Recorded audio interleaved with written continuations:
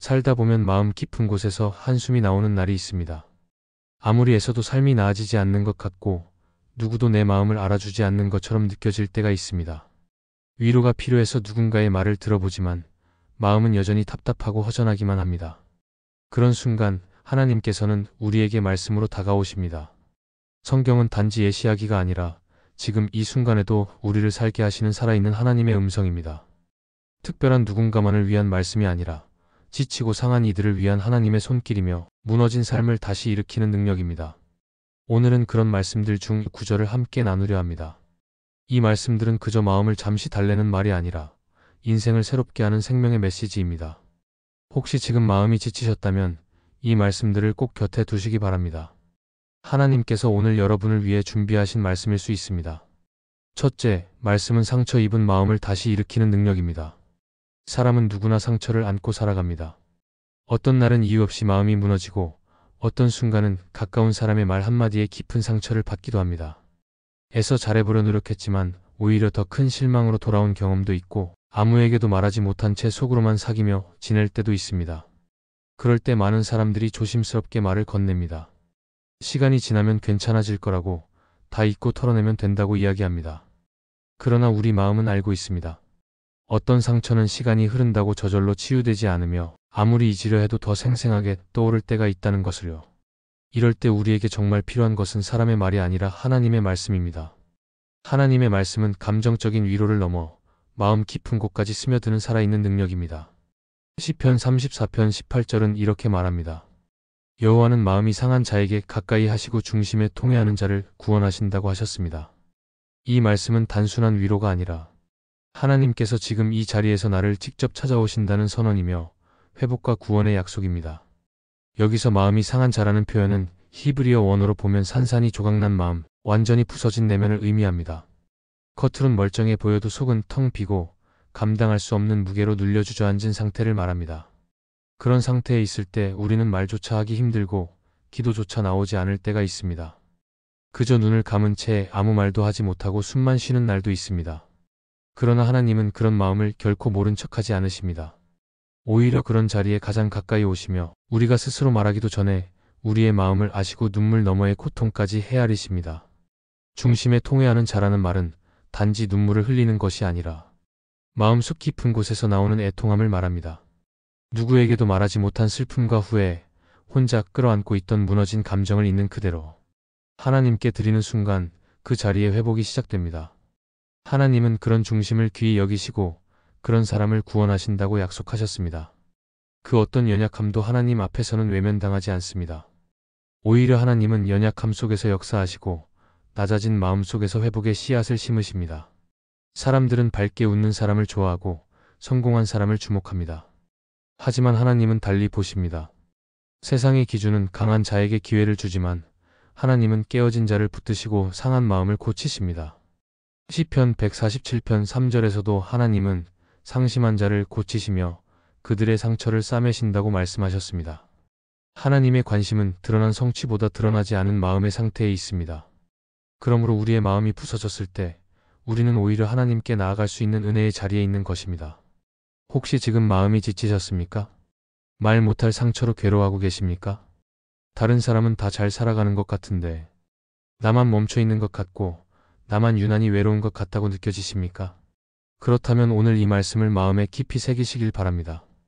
하나님은 지금도 마음이 상한 자에게 가까이 계시며 중심에 통회하는 자를 외면하지 않으십니다. 하나님은 오늘도 말씀을 통해 여러분에게 다가오십니다. 있는 그대로 나오라고 하십니다. 더 이상 감추지 말고 강한 척하지 않아도 된다고 말씀하십니다. 가장 부서진 모습 그대로 가장 솔직한 마음으로 하나님 앞에 나아오십시오. 하나님은 그런 마음을 결코 거절하지 않으십니다. 오히려 그 상한 마음을 품으시고 다시 일어설 수 있도록 은혜를 부어주십니다. 이 말씀이 오늘 여러분의 마음을 어루만지고 무너졌던 삶을 다시 일으키는 시작이 되기를 소망합니다. 둘째, 말씀은 두려움 속에서 담대함을 심어줍니다. 우리는 살면서 수많은 두려움을 경험하게 됩니다. 내일이 어떻게 될지 알 수 없을 때 느껴지는 불안, 내가 선택한 길이 맞는지 확신이 서지 않을 때 찾아오는 막막함, 사랑하는 사람이 떠날까 봐 느끼는 불안정함, 또 실패와 실수에 대한 두려움은 우리 마음을 끊임없이 흔들어 놓습니다. 괜찮은 척하며 지내지만 마음 깊은 곳에서는 늘 염려가 깔려 있고 아무 일도 일어나지 않았는데도 이유 없이 불안한 날이 있는 것은 바로 이 두려움이 우리 안에 뿌리 깊이 자리 잡고 있기 때문입니다. 그런데 그 두려움이 오래될수록 우리는 점점 움츠러들고 결국 어떤 것도 시도하지 못한 채 그 자리에 멈춰 서게 됩니다. 이사야 41장 10절은 그런 우리에게 분명하고 강력하게 말씀합니다. 두려워하지 말라. 내가 너와 함께하기 때문이다. 놀라지 말라. 나는 너의 하나님이기 때문이다. 내가 너를 굳세게 하겠다. 참으로 너를 도와주겠다. 참으로 나의 의로운 오른손으로 너를 붙들겠다. 이 말씀은 그저 힘내라는 위로가 아닙니다. 지금 우리의 현실에 하나님께서 직접 개입하시겠다는 선언이며 더 나아가 하나님의 백성에게 주시는 분명한 약속입니다. 말씀 속에서 반복되는 표현들이 눈에 들어옵니다. 참으로라는 말이 2번 반복되며 강조되고 있고 너를 도와주겠다, 붙들겠다는 표현도 단호하고 확신의 참말입니다. 이는 하나님께서 우리의 삶에 단순히 감정적으로 공감하신다는 수준이 아니라 실제로 붙드시고 간섭하시며 이끄시겠다는 약속입니다. 이사야 선지자가 이 말씀을 전할 당시 이스라엘 백성들은 바벨론의 위협 속에서 극심한 불안과 혼란을 겪고 있었습니다. 언제 전쟁이 일어날지, 언제 포로로 끌려갈지 알 수 없는 상황에서 사람들은 눈앞의 현실만 바라보며 점점 절망에 빠져들고 있었습니다. 그때 하나님께서 그들에게 이 말씀을 주신 것입니다. 두려워하지 말라. 내가 너와 함께한다. 이 말씀은 단순히 기분을 진정시키기 위한 말이 아니라 그 불안한 상황 한복판에서 백성들의 삶에 실제로 역사하시겠다는 하나님의 선포입니다. 다시 말해 문제는 여전히 눈앞에 있지만 하나님께서 함께 하신다는 사실 하나만으로 충분히 담대할 수 있다는 뜻입니다. 우리는 종종 담대함을 내 능력에서 찾으려고 합니다. 내가 준비가 잘 되어 있고 계획이 완벽하고 상황이 통제될 수 있을 때 비로소 마음이 편해지고 안심이 됩니다. 그러나 성경에서 말하는 담대함은 전혀 다릅니다. 성경은 담대함의 근거를 나가 아니라 하나님께 두고 있습니다. 내가 얼마나 준비됐는지가 아니라 누가 나와 함께 하시느냐가 담대함의 이유가 되는 것입니다. 하나님께서 나와 함께 하신다는 이 한 가지 사실이 모든 불안과 두려움을 이길 수 있는 힘이 되는 것입니다. 또한 이 말씀에서 하나님은 우리에게 단순히 지켜만 보시겠다고 하시지 않습니다. 적극적으로 도와주시겠다고 하셨고 의로운 손으로 붙들어 주시겠다고 약속하셨습니다. 이 표현은 단지 동행을 넘어서 넘어질 때는 붙들어 주시고 흔들릴 때는 세워주시겠다는 의미입니다. 그러므로 이 말씀을 붙든다는 것은 막연한 용기를 내는 것이 아니라 확실한 보호 아래 있는 삶을 선택하는 것입니다. 어떤 일이 일어날지 알 수 없지만 그 가운데서도 나를 지키시는 분이 있다는 확신, 그것이 바로 말씀을 의지하는 삶입니다. 혹시 지금 앞이 보이지 않아 두려우신가요? 어떤 결정을 내려야 하는데 마음이 복잡하고 혼란스러우신가요? 사람들의 말이 오히려 불안을 더하고 상황은 여전히 나아질 기미가 보이지 않아 마음속이 요동치고 있진 않으신가요? 그렇다면 오늘 이 말씀을 마음 깊이 새기시기 바랍니다. 두려워하지 말라. 내가 너와 함께하기 때문이다. 하나님은 하늘에서 지켜만 보시는 분이 아니라 지금 여러분의 현실 속에 함께 하시는 분입니다. 그분은 도우시는 분이며 손을 내미시는 분이며 넘어질 때 붙들어 주시는 분입니다. 그러니 두려움이 마음을 삼키려 할 때마다 이 말씀을 조용히 되새겨 보시기 바랍니다. 하나님께서 함께 하신다는 이 진리가 여러분의 마음에 평안을 주고 다시 한 걸음 내디딜 수 있는 용기를 주실 것입니다. 담대함은 환경이 주는 것이 아닙니다. 하나님의 임재를 신뢰할 때 마음속 깊은 곳에서부터 솟아나는 힘입니다. 하나님은 오늘도 이렇게 말씀하십니다. 나는 너의 하나님이다. 내가 너를 도와줄 것이다. 그러니 이제 두려워하지 말아라. 이 말씀이 오늘 여러분의 마음에 뿌리 내리고 삶을 붙드는 힘이 되기를 간절히 바랍니다. 셋째, 말씀은 혼란 속에서도 평안을 주시는 능력입니다. 살다 보면 마음이 복잡하고 머릿속이 복잡해서 잠을 자도 쉰 것 같지 않고 아무리 생각해도 답이 나오지 않는 순간들이 있습니다. 아무 일도 하지 않았는데도 피곤하고 누군가와 대화했지만 여전히 마음은 공허하고 혼란스러운 날들이 찾아오기도 합니다. 겉으로는 멀쩡한 것 같지만 속으로는 끝없이 요동치는 불안과 염려 때문에 하루하루를 버티는 것이 쉽지 않을 때가 있습니다. 사람들은 괜찮아질 거라고, 시간이 해결해 줄 거라고 말하지만 정작 그 말로는 마음이 진정되지 않습니다. 오히려 상황은 여전히 그대로인데 혼자만 더 초조하고 지쳐가는 경우도 많습니다. 그럴 때 우리가 붙들어야 할 것이 하나님의 말씀입니다. 요한복음 14장 27절에서 예수님은 제자들에게 이렇게 말씀하셨습니다. 평안을 너희에게 끼치노니 곧 나의 평안을 너희에게 주노라. 내가 너희에게 주는 것은 세상이 주는 것과 같이 아니하니라. 너희는 마음에 근심도 말고 두려워하지도 말라. 이 말씀은 예수님께서 십자가를 지시기 전 제자들에게 남기신 마지막 유언과도 같은 말씀입니다. 곧 제자들은 예수님이 잡히는 것을 보게 될 것이고 흩어지고 혼란에 빠지게 될 것입니다. 하지만 예수님은 그런 상황 속에서도 평안을 주시겠다고 약속하셨습니다. 여기서 말하는 평안은 우리가 흔히 생각하는 잠깐의 안도나 기분 좋은 상태가 아닙니다. 예수님이 주시는 평안은 세상이 줄 수 없는 평안이고 세상이 빼앗을 수도 없는 평안입니다. 세상의 평안은 상황에 따라 바뀝니다. 일이 잘 풀릴 땐 마음이 놓이고 문제가 생기면 다시 무너집니다. 관계가 좋으면 웃게 되고 다툼이 생기면 곧바로 무너집니다. 그러나 예수님의 평안은 상황을 뛰어넘습니다. 겉으로는 문제가 그대로 있지만 마음 깊은 곳에서부터 조용히 흐르는 평안, 이것이 바로 말씀을 통해 주시는 하나님의 선물입니다. 예수님께서 십자가를 지시기 전에도 이 말씀을 하신 이유는 분명합니다. 곧 제자들이 겪을 고난과 혼란 속에서도 중심을 잃지 않도록 어떤 일이 일어나도 그 마음 안에 주님이 주신 평안이 지켜지도록 하기 위함입니다. 그리고 이 평안은 단순한 감정이 아니라 예수님의 임재에서 오는 결과입니다. 우리가 그분 안에 거할 때, 말씀 속에 머무를 때 마음은 점점 진정되고 혼란은 가라앉기 시작합니다.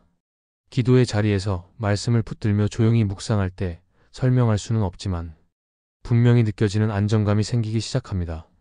또한 이 평안은 근심과 두려움을 이기는 힘이 됩니다. 근심은 미래에 대한 불안에서 오고 두려움은 현재를 감당할 수 없다는 생각에서 비롯됩니다. 그러나 예수님은 말씀하십니다. 근심하지 말라. 두려워하지 말라. 내가 너희에게 평안을 주겠다. 그 말씀이 오늘 우리에게도 동일하게 들려집니다. 모든 것이 불확실하고 마음속이 복잡할 때 우리는 상황을 바꾸려고 애쓰기보다는 말씀 앞에 머무는 연습이 필요합니다. 그리고 그 말씀 안에서 하나님이 주시는 평안을 받아들이는 법을 배워야 합니다. 혹시 지금 마음속에 쉼이 없으신가요? 많은 생각들이 얽히고 설켜서 하루하루가 너무 피곤하지는 않으신가요? 아무도 나를 이해하지 못하고 아무리 기도해도 마음은 여전히 복잡하고 괴롭지는 않으신가요? 그렇다면 오늘 이 말씀을 가슴에 깊이 새기시기 바랍니다. 예수님께서 지금도 여러분에게 평안을 주시겠다고 말씀하십니다. 상황이 변하지 않았는데도 괜찮다고 느껴지는 마음, 설명은 안 되지만 견딜 수 있는 힘, 이것이 말씀에서 비롯된 하나님의 평안입니다. 그 평안은 우리가 노력해서 만들어내는 것이 아닙니다. 내가 열심히 애써야 얻어지는 것도 아닙니다. 오직 예수님께서 주시는 것입니다. 그분 안에 거할 때, 말씀을 붙들고 살아갈 때 세상은 여전히 흔들리지만 우리는 그 속에서 담대하게 걸어갈 수 있습니다. 말씀은 우리 마음을 진정시키고 우리 내면의 질서를 세우며 가장 불안정한 시기에도 중심을 잡을 수 있는 힘을 줍니다. 그러니 오늘 하루도 하나님의 말씀을 가까이 두고 그 말씀을 통해 오는 평안으로 다시 일어서시기 바랍니다. 하나님께서 주시는 평안은 지금도 여러분을 향해 열려 있습니다. 넷째, 말씀은 길을 잃은 우리에게 분명한 방향을 제시합니다. 살다 보면 어느 순간 길을 잃은 듯한 느낌이 들 때가 있습니다. 지금 가고 있는 이 길이 맞는지 확신이 없고 선택의 순간마다 마음은 점점 더 불안해집니다. 노력은 하고 있지만 결과가 따라주지 않고 사람들의 말도 서로 엇갈릴 때 우리는 점점 더 혼란스러워집니다. 앞이 보이지 않으니 걸음을 멈추게 되고 괜히 시작했던 건 아닌가 후회하며 마음속에는 걱정이 쌓여갑니다. 기도는 하지만 하나님의 응답이 잘 들리지 않고 무언가를 결정해야 할 때마다 이게 맞는 건가 하는 생각에 깊은 망설임이 생깁니다.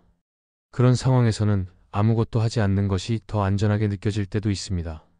하나님은 이런 우리에게 분명한 기준과 방향을 말씀을 통해 주십니다. 잠언 3장 5절에서 6절 말씀은 이렇게 말합니다. 너는 마음을 다하여 여호와를 신뢰하고 내 명철을 의지하지 말라. 너는 범사에 그를 인정하라. 그리하면 내 길을 지도하시리라. 이 말씀은 선택의 순간, 불확실한 상황 앞에서 우리가 어떻게 행동해야 하는지를 분명하게 보여줍니다. 첫 번째로 요구하시는 것은 마음을 다해 여호와를 신뢰하라는 것입니다. 즉, 믿음을 조건 없이 드리라는 뜻입니다. 하나님의 뜻이 확실히 보이기 전에도 먼저 신뢰하라는 말씀입니다. 반대로 내 명철을 의지하지 말라는 말씀도 중요합니다. 나의 판단, 나의 계산, 내 경험만으로 결정하려 하지 말라는 뜻입니다. 사람은 누구나 스스로 지혜롭다고 생각하는 경향이 있습니다. 그러나 하나님은 인간의 명철은 완전하지 않다고 말씀하십니다. 아무리 신중하게 결정해도, 아무리 철저하게 계획해도 인간의 눈은 미래를 볼 수 없습니다. 그래서 하나님은 우리의 명철보다 먼저 신뢰를 요구하시는 것입니다. 또한 범사에 하나님을 인정하라고 하십니다. 이 말은 단지 중요한 결정만 하나님께 맡기라는 뜻이 아닙니다. 일상의 모든 영역, 모든 순간마다 하나님이 주인이심을 인정하라는 말씀입니다. 일상적인 일에서도 하나님의 인도하심을 구하고 습관처럼 반복되는 일에도 하나님이 계심을 고백할 때 하나님은 그 전부를 책임지시겠다고 약속하십니다. 하나님의 인도하심은 단지 미래를 알려주는 예언이 아니라 지금 이 자리에서 우리의 걸음을 조용히 이끄시는 실제적인 인도하심입니다. 팀 켈러는 그의 책 하나님을 말하다에서 이런 말을 하였습니다. 하나님을 신뢰하지 못하는 이유는 그분의 선하심을 충분히 믿지 못하기 때문이다. 우리는 하나님의 뜻이 우리 뜻보다 낫다는 것을 이론으로는 믿지만 실제 삶에서는 자꾸 계산하게 된다. 이 말처럼 우리는 믿는다고 하면서도 여전히 내 계산과 계획을 우선시하는 경우가 많습니다. 하지만 진짜 신뢰는 계산을 멈추는 순간에 시작됩니다. 하나님을 향한 전적인 의탁, 그분의 주권을 인정하는 삶이 있을 때 하나님은 우리의 길을 밝히 보여주시고 때로는 우리가 미처 예상하지 못한 새로운 길을 열어주십니다. 혹시 지금 중요한 결정을 앞두고 계신가요? 무엇을 선택해야 할지 몰라 머뭇거리고 계시지는 않나요? 혹은 이미 어떤 선택을 했지만 그 길이 맞는지 자꾸 불안이 밀려오고 있지는 않으신가요? 그렇다면 오늘 이 말씀을 기준 삼으시기 바랍니다. 마음을 다해 하나님을 신뢰하고 내 생각을 절대적인 기준으로 삼지 마십시오. 그리고 일상의 모든 순간마다 하나님을 인정해 보십시오. 그때 하나님은 여러분의 길을 지도하시고 방향을 잃은 발걸음을 바른 길로 이끄실 것입니다. 하나님은 길을 잃은 자를 책망하지 않으십니다. 오히려 길을 찾지 못해 주저앉은 자에게 다가오시고 다시 걸을 수 있도록 손을 내미시는 분입니다. 그 손을 붙들고 다시 한 걸음 내딛다 보면 어느새 우리는 가장 안전한 길 위에 서 있게 될 것입니다. 하나님은 우리보다 앞서 걸으시는 분이십니다. 그리고 그분의 말씀이 오늘도 우리에게 방향이 되어주고 계십니다. 그러니 말씀을 가까이 두십시오. 그 말씀 속에 길이 있고 그 길 끝에 하나님의 인도하심이 기다리고 있습니다. 지금도 많은 사람들이 눈에 보이는 문제 때문에 힘들어하고 있습니다. 마음은 무너져 있고 두려움은 점점 더 커지고 평안을 잃어버린 채 어디로 가야 할지조차 모른 채 살아가고 있습니다. 하지만 하나님은 그런 우리를 외면하지 않으십니다. 오히려 그 부서진 자리, 그 혼란의 한복판에서 말씀으로 찾아오십니다. 말씀이 살아있다는 것은 단지 교리적인 표현이 아닙니다. 실제로 우리의 영혼을 살리고 다시 걷게 만들고 가야 할 방향을 비추는 능력입니다. 혹시 요즘 말씀을 멀리하고 계시지는 않습니까? 바쁘다는 이유로, 지쳤다는 핑계로 그저 하루를 흘려보내고 있지는 않습니까? 오늘이 그 흐름을 멈출 수 있는 날이 되기를 바랍니다. 하나님께서는 지금도 말씀을 통해 여러분을 부르고 계십니다. 마음을 여시고 그 말씀을 다시 가까이 두십시오. 성경은 단순한 종교인의 책이 아니라 인생을 다시 살게 만드는 하나님의 사랑이 담긴 편지입니다. 삶이 무너질 때, 마음이 흔들릴 때, 결정해야 할 일이 많아 숨이 막힐 때 어떤 말보다 먼저 하나님의 말씀을 펼치십시오. 그 안에 하나님이 계시고 그 말씀 안에 다시 살아날 길이 담겨 있습니다. 말씀이 여러분을 붙들고 말씀이 여러분을 일으키고 말씀이 여러분을 인도해 갈 것입니다. 그러니 이제 하나님의 말씀을 곁에 두고 사십시오. 인생이 바뀔 것입니다. 이 말씀이 마음의 은혜가 되셨다면 좋아요와 구독으로 함께 해주세요. 또 댓글에 아멘이라고 남겨주시면 하나님의 은혜가 더 많은 사람들에게 전해지는 귀한 도구가 될 것입니다. 여러분의 삶 위에 하나님의 평안과 풍성한 은혜가 늘 함께 하시기를 기도합니다. 감사합니다. 이 말씀이 마음의 은혜가 되셨다면 좋아요와 구독으로 함께 해주세요.